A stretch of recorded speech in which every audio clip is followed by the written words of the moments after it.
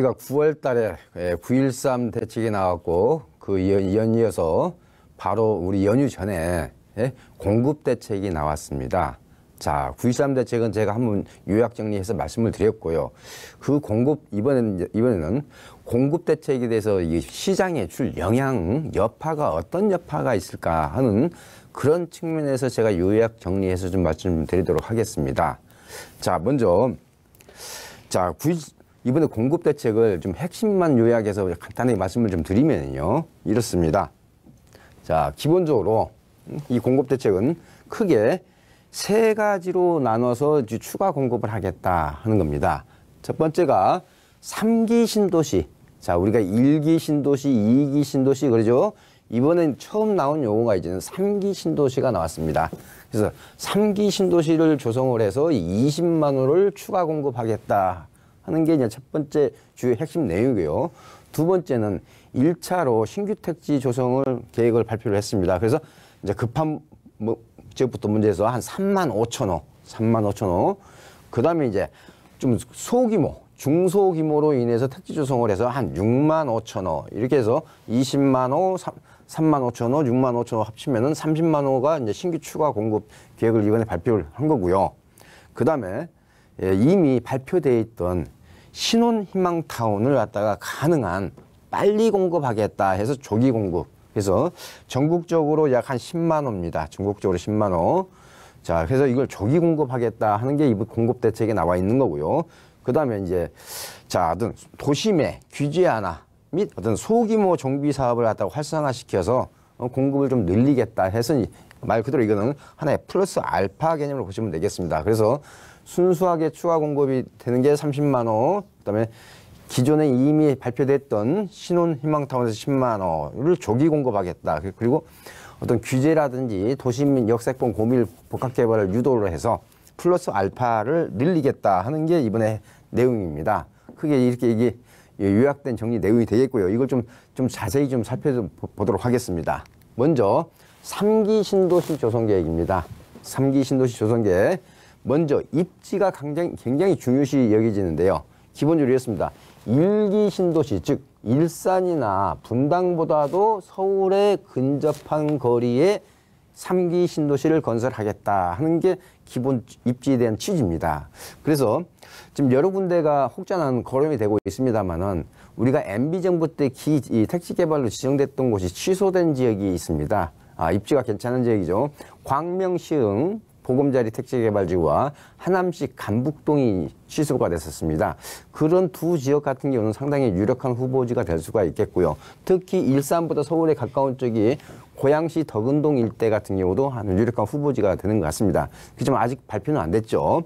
자, 그래서 규모는 330만 제곱미터 이상, 즉 우리가 평으로 따지면 한 100만 평 이상 되는 신도시를 4곳 내지 5곳을 지정을 하겠다.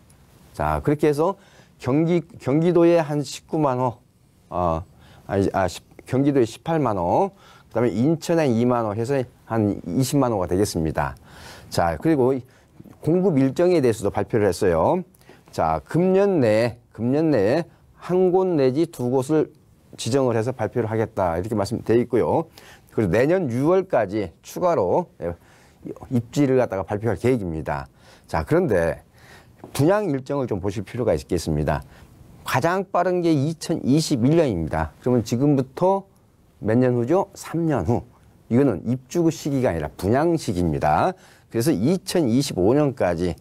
그래서 자, 그러면서 2021년에는 사실상 나오는 게 한 5천 호에 불과합니다. 그렇기 때문에 사실은 2021년이라고 하는 생각은 지우시면 되겠죠. 그래서 2022년부터 본격적인 분양을 해서 입주는 2024년부터 2028년까지입니다. 따라서 앞으로도 최소한 6년 후, 가장 빠른 지역이 6년 후부터 입주가 예상이 됩니다. 따라서 이 3기 신도시 계획으로 인해서 실질적으로 시장에 영향을 미치는 것은 지금부터도 6년 후다라고 생각하시면 되겠어요.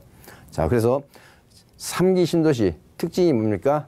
입지가 서울에 가까운 곳이다 하는 거하고 앞으로도 6년 후에나 입주가 시작이 된다 하는 점, 두 점은 꼭 우리가 이 포인트는 알고 지나갈 것 같습니다. 자, 그 다음에가 이제 1차 신규 택지죠. 1차 신규 택지에서 서울 같은 경우는 이제 11곳인데 그 중에 9곳은 앞으로 추가 발표를 할 거고요.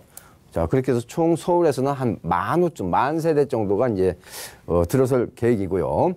이미 이제 발표한 곳은 2곳입니다. 성동구치소, 그다음에 강남의 재건마을. 근데 이 두 군데 합쳐봐야 1,460호밖에 되지 않습니다. 자, 그리고 경기도에서는 한 5곳입니다. 5곳인데 광명 하안동과 의왕 청계, 그다음에 성남 신촌동, 그다음에 시흥 하중동, 의정부 우정지구입니다. 해서 한 17,000세대 정도가 되겠고요. 인천에는 검암 역세권입니다. 여기서 한 7,800세대인데 여기 같은 경우는 평상시에도 공급이 좀 많은 지역임에도 불구하고 지정을 했다는 것에 대해서는 제 자신으로 봐서는 좀 의아한 곳이고요. 자, 일정을 보면은 분양민 입주가 빨라야 2021년이고요. 지금부터 여기도 마찬가지입니다. 아까 3기 신도시처럼 빨라야 6년 후부터 첫 입주가 시작이 된다는 점입니다. 자, 그 다음에 이제 세 번째 중소규모의 어떤 신규 택지 조성 계획입니다. 자, 여기는 기본적으로 이제 도심 내 유휴부지, 그래서 유휴 공공청사라든지요, 기존 차고지, 철도부지가 대상이 되겠고요. 그 다음에 또한 군 유휴시설 중에 군 이전 대상 부지나 군 체육시설이나 군 관사, 이런 걸 이용하겠다는 거고요. 그 다음에 이제 특이한 것은요, 장기 미집행 도시계획 시설을 이용하겠다. 도시계획 시설로 이미 지정된 것 중에서 이용하지 못하는 그런 장기 미집행 도시계획 시설인데 2020년부터 일몰되는 도시계획 시설 부지입니다. 따라서 이거는 앞으로도 한 1, 2년 후가 해당이 되겠고요. 자, 규모는 전체적으로 한 65,000호 규모인데 서울에서 한 2만, 인천에서 5,000세대, 경기도가 한 4만 세대가 되겠습니다. 자, 이 부분은 보존 가치가 낮은 그린벨트 해제 여부를 서울시하고 어떻게 적절하게 협의해서 풀 거냐 하는 문제도 난제로 남아 있고요. 또한 도심 내 규제 하나, 그 다음에 예를 들어서 역세권의 고밀 복합 개발을 유도하게 한 거죠. 그 다음에 소규모 정비사업 활성화, 이런 조치까지도 이제 포함이 되어 있습니다. 그렇지만은 중소규모다 보니까 시장에 주는 영향은 상대적으로 적을 수밖에 없다는 것도 이제 한계점을 가지고 있습니다. 자, 그 다음에는 이제 신혼 희망타운, 이미 발표가 됐었죠. 이걸 조기 공급하겠다고 말씀드렸죠.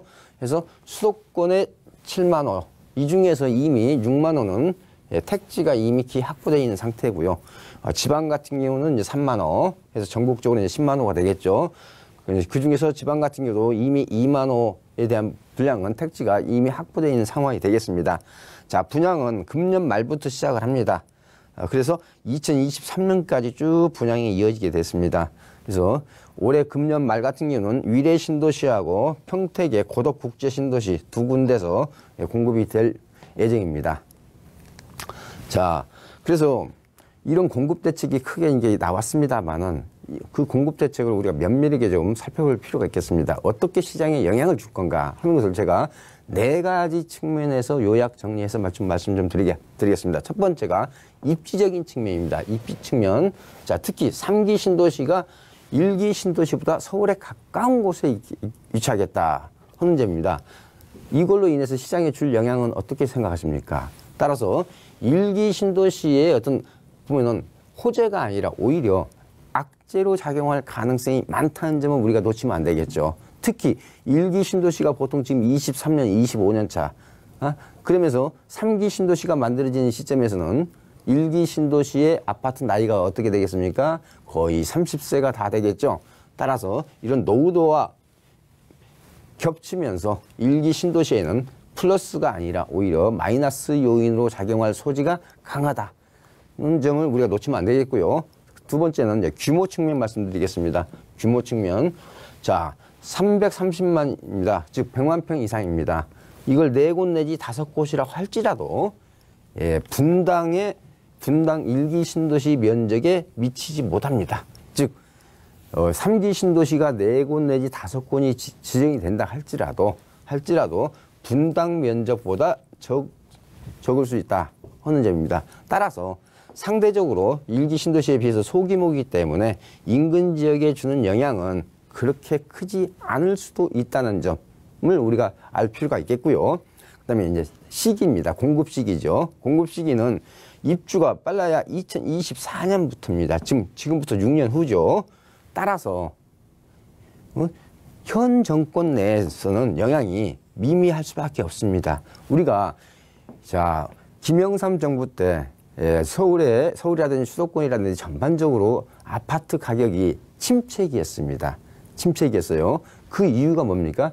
노태우 정부 때 우리가 일기 신도시가 분양을 했지 않습니까? 따라서 실제 입주하던 시점, 김영삼 정권에서는 침체기였거든요. 이런 현상이 나타날 수 있는데 바로 현 정권 내에서 나타나는 게 아니라 다음 정권에서 나타날 가능성이 상당히 높다 하는 점을 우리가 여기서 놓치면 안 되는 굉장히 중요한 의미를 갖습니다. 자, 마지막으로는 서울의 공급량을 좀 우리가 살펴볼 필요가 있겠죠. 서울의 공급량. 순공급이 2만 세대입니다. 2만 세대 플러스 알파입니다.